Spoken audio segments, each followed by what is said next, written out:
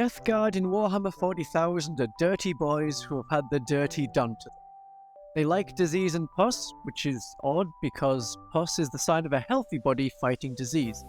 Anyway, they were a popular army because you get them cheaply in the 8th edition starter set, and yet for a very tough popular faction they have some of the weakest rules in 10th edition. That doesn't mean that they're doomed and to sell all your models now, but I'm looking at just their detachment rule today and how very weak it is. I talked at length about the weakness of the rad bombardment detachment ability that the AdMech have.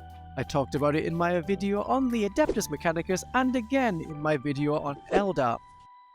It was very situational to be effective as it was dependent on the enemy army you were facing as to how good it would be. If you were fighting Battle Sisters or Necrons, you were almost helping your opponent. But this weak Nurgle suit the Deathguard have takes the plague biscuit. The Deathguard are tough. They have toughness 5 on their basic Plague Marines and toughness 6 on their Terminator Elites. This is not a surprise, but they have lost their 8th edition and 9th edition rules.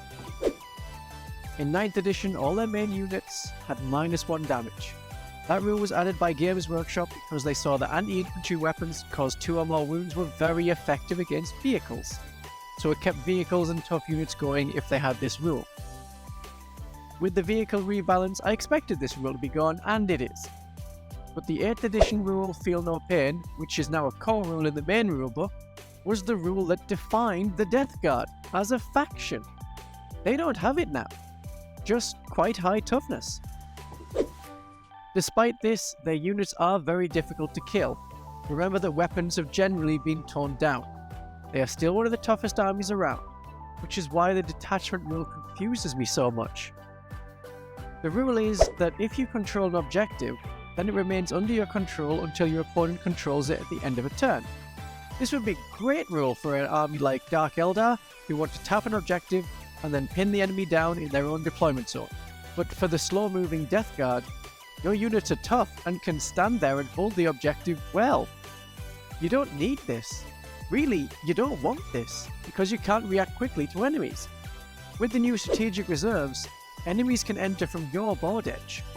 You don't want to walk slowly down an alleyway from an objective and look back and see that it's covered in Gene Stealer cultists, so you have to cock your weapon and walk slowly back down the alley again to get your objective back.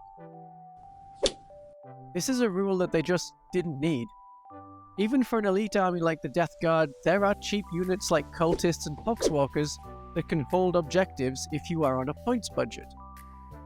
This is the rule they're stickily stuck to. At least until the new codex comes out with new detachments available, then you can pick a new one. But that is not until at least summer of 2024. So this is a little lacking compared to the Tyranids, Battle Sisters or Space Marine detachment.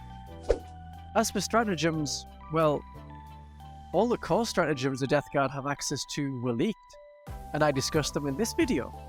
So I'll see you there, my darlings and viewers. Have a great day of 40k.